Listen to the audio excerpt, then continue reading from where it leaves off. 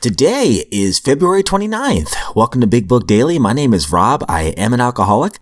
It is a thrill, honor, and joy to be here with you today as we journey through the Big Book of Alcoholics Anonymous and the 12 Steps and 12 Traditions. Today we're going to be reading out of the Big Book, AA number 3, pages 186 through 188. And we are going to be finishing up step 7 of the 12 and 12, page 76 today. So with all that, my friends, let's get right to it.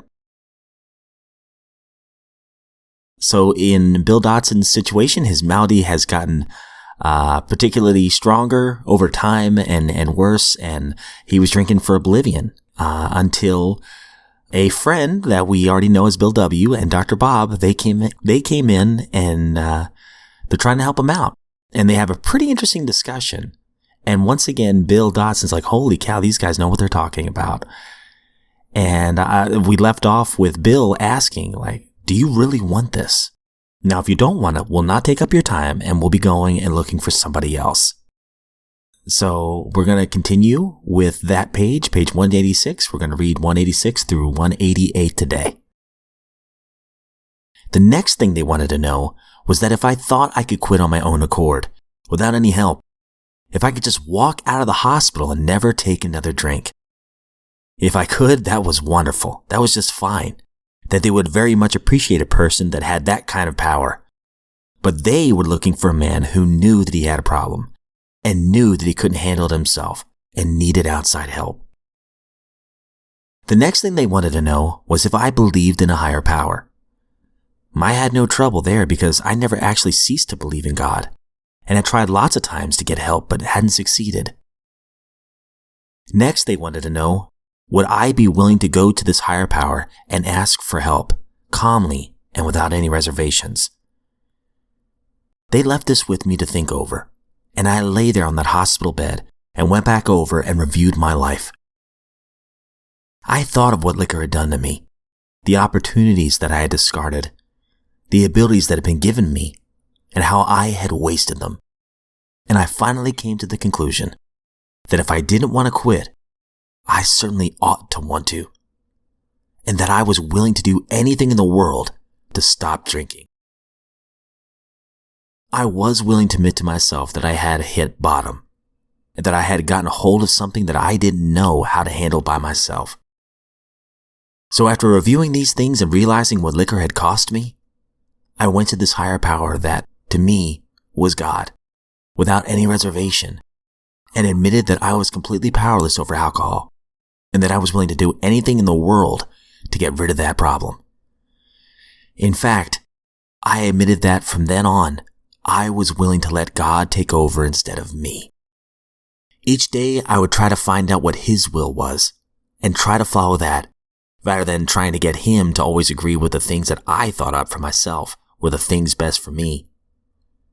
So, when they came back, I told them. One of the fellows, I think it was Doc, said, well, you want to quit? I said, yes, Doc, I would like to quit, at least for 5, 6, or 8 months, until I get things straightened up and begin to get the respect of my wife and some other people back, and get my finances fixed up and so on. And they both laughed very heartily and said, that's better than you've been doing, isn't it? Which of course was true. They said, we've got some bad news for you. It was bad news for us, and it'll probably be bad news for you. Whether you quit 6 days, months, or years, if you go out and you take another drink or two, you'll end up in the hospital tied down, just like you've been in these past 6 months. You are an alcoholic. As far as I know, that was the first time I had ever paid any attention to that word. I figured I was just a drunk. And they said, no, you have a disease, and it doesn't make any difference how long you do without it. After a drink or two, you'll end up just like you are now. That certainly was real disheartening news at the time. The next question they asked was, you can quit 24 hours, can't you? I said, sure, yes, anybody can do that for 24 hours. They said, that's what we're talking about. Just 24 hours at a time. That didn't take a load off of my mind. Every time I'd start thinking about drinking, I would think of the long, dry years ahead without having a drink. But this idea of 24 hours, that it was up to me from then on, was a lot of help. All right, guys, we will come back to that in just a moment. Great stuff.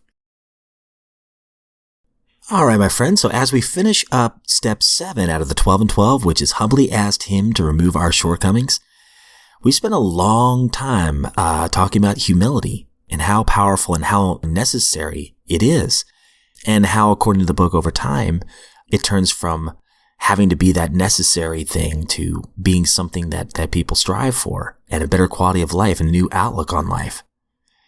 So we're going to be finishing up page 76, finishing up step 7 according to the 12 and 12. So we'll start on the second paragraph of 76.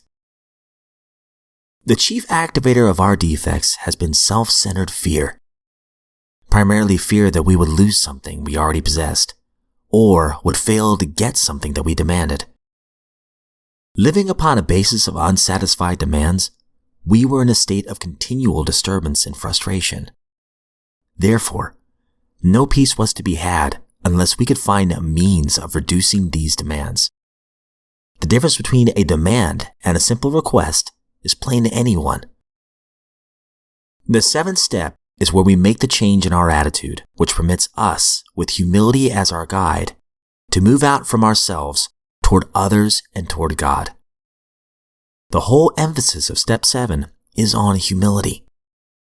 It is really saying to us that we now ought to be willing to try humility in seeking the removal of our other shortcomings, just as we did when we admitted that we were powerless over alcohol and came to believe that a power greater than ourselves could restore us to sanity. If that degree of humility can enable us to find the grace by which such a deadly obsession could be banished, then there must be hope of the same result respecting any other problem we could possibly have. All right, man, some gold right there. I absolutely love it.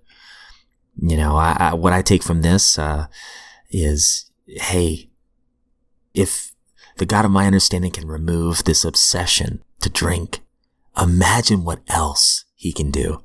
Because I will be a work in progress till the day I die. But, you know, if I can just continually try to focus, as the 12 and 12 says right here, with humility as our guide, to move out from myself toward other people and toward God. Every day, you know, if I can get in that mindset, it's not about me. It's about the God of my understanding. And it's about the God of my understanding's children.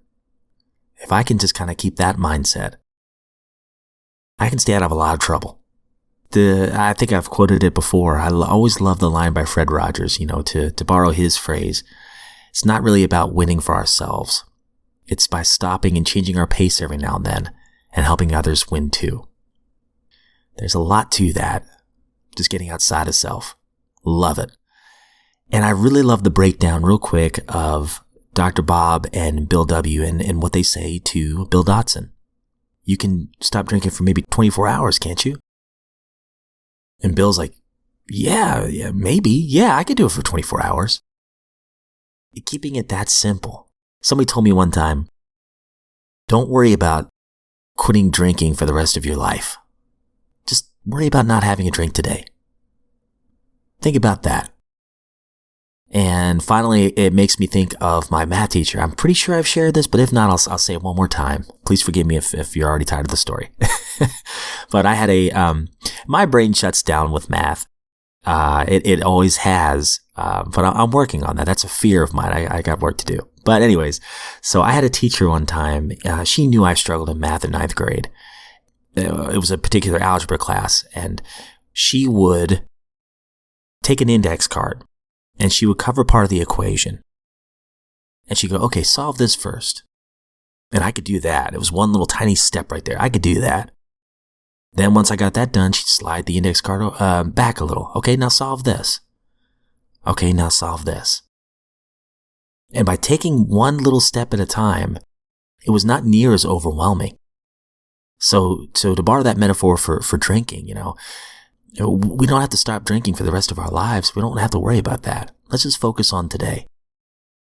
this set of 24 hours. And if we're blessed to wake up another day, well, we'll focus on that set of 24 hours. Keep it basic. Keep it simple. All right, my friends, that's all we have for today. As I always try to say, I am not a speaker on behalf of AA or NA or Al-Anon or anything like that. I am just a friend in recovery who absolutely loves these two books. Thank you for trudging this road of happy destiny with me and joining me in this lifeboat of recovery. Every other metaphor I can throw in there. Thank you for listening, and I look forward to seeing you back here tomorrow.